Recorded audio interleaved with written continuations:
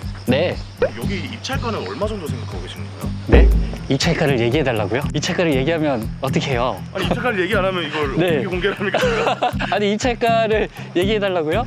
저는요 일단 온라인으로 조사했었을 때 만약에 빠르게 팔 수 있는 가격이 얼마인가 저는 약 7억 9천 정도라고 봤습니다. 그래서 이게 지금 현재 감정가가 8억 8,600인데요 그래서 한 번 유찰돼서 10월 15일 날 진행되는 물건입니다. 그래서 2차에 시작하는 물건이고요 현재 6억 2,200에 시작하는 물건입니다. 저는 이 팔 수 있는 가격을 7억 9천이라고 봤습니다. 그러면 최저가보다 1억 7천 정도 더 써야 되는 거고 시장 가격 기준으로 봤을 때는 거의 한 1억 7천 정도 싸게 시작하는 가격이 되는 거겠죠. 안녕하세요. 네, 여기 그 일산에 있는 후곡마을 아파트인데요. 이 아파트도 지금 경매에 나왔습니다. 그래가지고 제가 일단 구두상으로 어느 정도 수익에 관한 부분까지도 좀 이야기하고 싶어서 나왔고요. 그래서 보시는 바와 같이 이쪽 아파트입니다. 이 아파트고요. 이 아파트에 저는 장점으로 봤던 게 역하고 되게 가깝습니다. 일산역하고 매우 가깝고 그리고 또 거주하는 뭐 주차 공간도 되게 뭐 나쁘지 않고요. 딱히 여기서도 딱히 느껴지는 단점이 없었어요. 그리고 이게 전용 면적이 지금 40평이에요. 전용 면적이 40평이어서 아마 방 4개일 것으로 보여지고요. 경매 물건상 약간의 이제 입지 인프라는 딱히 단점이 없었는데 경매 물건상에 관한 약간의 단점이 이제 40평이니까 관리비가 조금 세게 나올 거잖아요. 그래서 약 한 경매지 기준으로 봤을 때 440만 원 정도가 지금 미납관리비가 돼 있습니다. 우리가 이제 미납관리비는 지식 기준으로 봤을 때 공용 부분만 인수한다라고 알고 있잖아요. 그런 부분에 대한 가격까지 알아낼 수 있는지 한번 잘 보도록 하겠습니다. 이런 매물을 볼 때 네. 주의 깊게 봐야 하는 부분이 어떤 게 있을까요? 당연히 이제 이런 아파트 물건은 정형화되어 있는 체계가 있다 보니까 잘 내가 팔 수 있느냐, 내가 시장에 내놨을 때 매매를 수월하게 할 수 있느냐가 이제 1번이고요. 그다음에 두 번째가 이제 그럼 내가 이걸 시장에 내놨을 때 팔 수 있는 가격이 얼마냐, 이게 가장 중요합니다. 그래서 팔 수 있는 가격이 나온 상태에서 내 입찰가가 나오고 그다음에 그 입찰가가 나온 상태에서 추가적으로 들어가는 비용들이 있거든요. 예를 들면 취득세, 법무 비용, 그다음에 명도 비용, 인테리어 비용 이런 것들을 추가적으로 항목을 넣었었을 때 우린 그것을 이제 개발하는 사람들은 원가라고 표현하거든요. 그래서 이 총 원가가 이 팔 수 있는 가격보다 낮아야 됩니다. 낮아야지만 내가 얼마만큼 수익을 얻겠다라는 상태로 계산을 할 줄 알아야 돼요. 그거를 좀 잘 봐주시면 좋을 것 같습니다. 그러면 내가 팔 수 있는 가격을 네. 알아보는 방법은 어떤 게 있나요? 네, 보통 이제 저는 두 가지 형태로 이제 하는데요. 첫 번째 같은 경우에는 온라인. 여러분들도 알고 있다시피 이제 온라인으로 알아봅니다. 온라인으로 알아볼 때 여러 가지 이제 앱들을 보고 하시잖아요. 플랫폼이라든가. 그래서 뭐 예를 들면 아실, 호객노노, 뭐 디스코, 그다음에 국토부 실거래가 이렇게 다양한 플랫폼 사이트들이 있을 겁니다. 그래서 저는 이건 제 기준이고요. 제 기준으로 봤었을 때 저는 가장 신뢰 있게 보는 사이트가 바로 국토부 실거래가 사이트입니다. 국토부 실거래가 사이트에서 보면 그 면적이 전용 면적으로 다 구분되어 있습니다. 그래서 경매로 나온 물건의 전용 면적을 클릭하면 그 전용 면적이 몇 년, 몇 월, 며칠에 거래가 되었다라는 거래 내역에 관한 가격들이 나옵니다. 그럼 그 가격에 관해서 평균치를 봐서요. 이제 팔 수 있는 가격이 요만큼 되지 않을까라고 1차적으로 예상을 합니다. 그 다음에 이제 두 번째 형태가요. 이렇게 오프라인으로 옵니다. 오프라인으로 와서 공인중개사 분들하고 한번 이야기를 합니다. 예를 들면 내가 이 물건을 7억 9천 또는 8억에 팔 수 있다라고 온라인 조사가 끝나면 이제 오프라인으로 공인중개사 분들한테 이야기를 합니다. 네, 선생님 지금 101동 101호가 아파트가 경매로 나왔는데요. 저는 이것을 빠르게 급매로 판다 그러면 7억 9천에서 8억 정도면 좀 빠르게 손님이 붙을 수 있는 가격이 될까요? 라고 이야기하고 하면서 서로 간에 가격을 조율합니다. 그러면 공인중개사분이 그럼 그 정도 가격이면 내부 인테리어가 안 돼 있어도 빠르게 손님을 붙일 수 있을 것 같아요. 또는 그 정도 가격이면 내부 인테리어가 조금만 돼 있어도 뭐 한 1,000만 원 정도는 더 올려서 손님을 빠르게 붙여볼 수 있을 것 같아요. 또는 이제 대화를 통해서 급매로 나와 있는 게 뭐 7억 7천짜리도 있다. 똑같은 면적인데 그러면 우리는 그 가격보다도 더 아래로 입찰가를 산정해야 되고 팔 수 있는 가격을 정해야겠죠. 그렇게 공인중개사 분들하고 대화를 통해서 팔 수 있는 가격을 2차적으로 한 번 더 조사를 합니다. 그래서 이 오프라인으로 조사한 가격과 온라인으로 조사한 가격을 토대로 팔 수 있는 가격이 얼마구나 라고 결론을 짓는다 라고 보시면 좋을 것 같습니다. 조금 더 이제 세부적으로 얘기하면 경매지에는 나와 있지 않은 내용, 정보, 상황들이 현장 오프라인에 오면 나타날 수가 있거든요. 그래서 그 나타났던 정보가 장점이 되면 당연히 가격적으로 플러스가 되겠지만 단점이 되는 부분, 그러니까 건물에 관한 하자라든가 어떤 문제가 경매지에는 나와 있지 않은 거라면 당연히 가격적으로 더 다운을 시켜야겠죠. 그래서 오프라인 현장 조사는 최소 한 번은 꼭 오셔서 보는 것을 추천드립니다. 그래야 내 돈을 조금 더 수익화시킬 수 있는데 도움이 된다라고 보시면 좋을 것 같습니다. 근데 양쌤, 네. 여기 입찰가는 얼마 정도 생각하고 계시는 거예요? 네? 입찰가를 얘기해달라고요? 입찰가를 얘기하면 어떻게 해요? 아니 입찰가를 얘기 안 하면 이걸 네. 어떻게 공개를 합니까? 아니 입찰가를 얘기해달라고요? 네.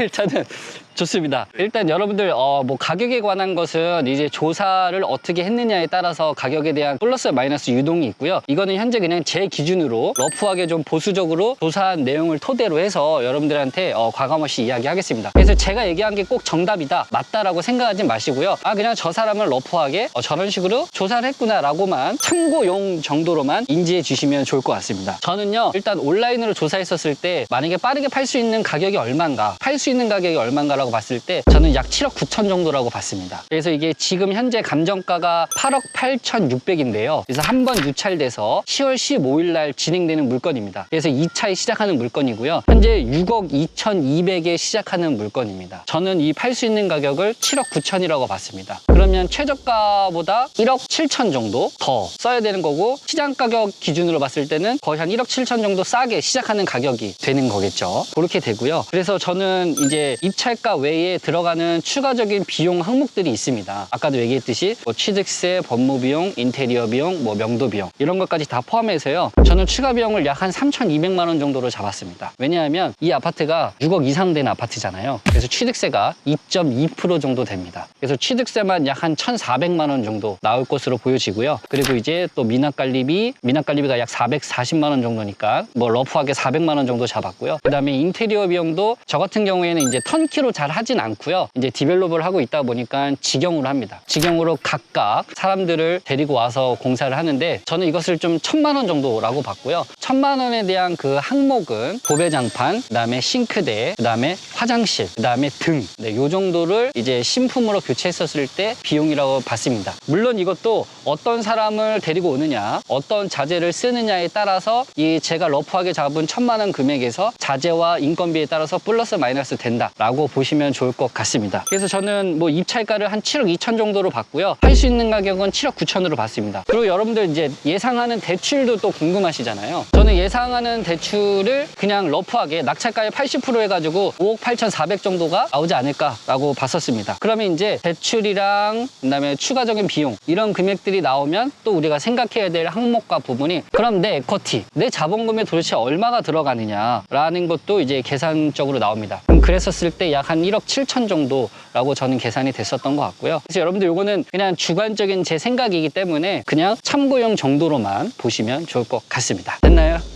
입찰가 처음으로 이야기하네요. 근데 여러분들한테 아까도 얘기했지만 그냥 참고용 정도만 보시면 좋을 것 같다라고 생각해 주시면 좋을 것 같습니다. 네, 이제 우리가 이야기를 나누다 보니까 이제 물건지에 왔습니다. 자, 이 물건은요 24타경 7853이고요. 후곡마을입니다. 1007동 15층 2호 라인에 있는 물건이고요. 전용 면적이 약 39평, 그러니까 러프하게 보면 40평 정도 되는 아파트입니다. 그래서 현재 이 물건은 6억 2천에 시작하는 물건이고요. 제가 조사했었을 때 시장에 빠르게 팔 수 있는 가격은 약 한 7억 9천 정도라고 봤습니다. 굉장히 최저가 기준에서 봤을 때 굉장히 싸게 나왔고요. 그래서 한번 또 현장에 와봐야 되잖아요. 혹시나 사람이 있는지, 그분이 어떤 상황이신지, 또 그분의 성향은 어떻게 되는지, 그리고 또 여기 이제 소유자 겸 채무자가 있다면 명도에 대한 난이도를 이제 본다 그러면 그분하고 이제 몇 마디 해보면 알겠죠. 협조적으로 나오는지 비협조적으로 나오는지 그런 것들을 여러분들에게 리얼하게 있는 그대로 공개하기 위해서 왔습니다. 한번 들어가서 자세히 이야기 나눌 수 있도록 하겠습니다. 가보시죠.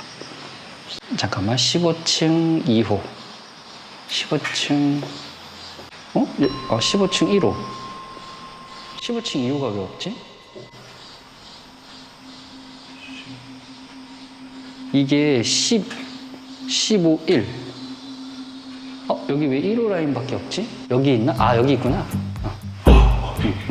여러분들, 네, 보통 우편함은 한쪽에 몰아서 있는데 이 양쪽에 있다 보니까 왜 2호 라인 게 없지 하고 돌아봤더니 여기 있네요. 그죠? 네, 우리의 목적물입니다. 네, 우리의 목적물 우편함을 보니까 많이 있네요. 그렇죠? 네, 그래서 점유자가 없을 수도 있고요. 확실히 이 물건이 경매로 나왔다라고 표시가 되는 것이 법률사무소 어디 경매 어디 법원 경매 이렇게 보시면 네네 이런 식으로 네 서류들이 네, 굉장히 많이 와 있습니다. 보통 경매로 나가게 되면 네. 우편함은 그냥 제일 먼저 봤을 때 네. 여기 막 쌓여있는 것만 봐도 대충 알 수 있겠네요. 그렇죠. 근데 이게 또 정확한 데이터가 될 수는 없고요. 쌓여 있으면 사람이 없겠다라고 생각을 할 수 있잖아요. 근데 쌓여 있지만 사람이 또 있는 경우도 있고요. 또 이제 없는데 없어가지고 사람이 있어가지고 없는 건가라고 할 수 있잖아요. 우편함을 갖고 가니까. 근데 또 가보면 없는 경우도 있어서 이것은 우편함에 우편물이 있다 없다 이 정도만 보시고 이제 조금 이렇게 이제 봐가지고 이름 정도만 채무자가 만약에 홍길동이다. 그럼 여기 우편함에 여기 뭐 이렇게 홍길동이라고 되어 있을 거잖아요. 그러면 확실히 채무자가 점유하고 있는 게 맞구나. 요 정도의 데이터만 산출하시면 좋을 것 같습니다. 올라가 보겠습니다. 네, 우리 아파트가 사용 승인이 95년도에 된 아파트예요. 그래서 뭐 공용 부분은 그냥 그러면 10년 됐잖아요. 그래서 10년 정도 됐기 때문에 그냥 우리가 알고 있는 보통 수준의 아파트다. 엘베는 교체한 지 얼마 안 된 것 같은 듯한 느낌이네요. 그렇죠? 24년도 작년에 한 것 같네요. 그렇죠?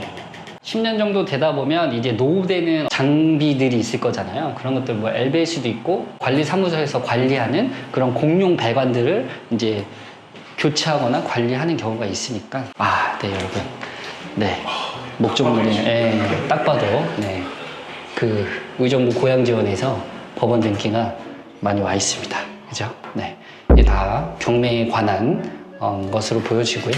네, 이것도 네, 맞습니다. 집행관 사무소에서 이렇게 안내문을 꽂아둔 내용이고요. 이도 보시면 네, 경매지에 나와 있는 성함과 여기에 있는 성함이 동일합니다. 이 정도면 이제 뭐 없을 것이다 라고 추정은 되고요. 그래도 한번 여기는 임차인이 없고요. 소유자님 채무자가 있는 것 같습니다. 한번 눌러보겠습니다.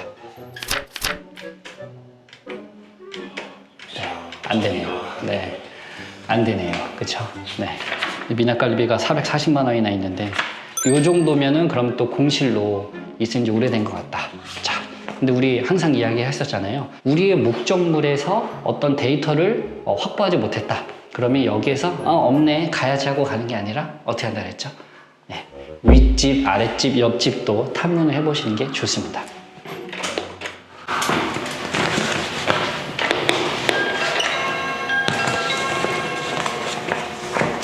안녕하세요.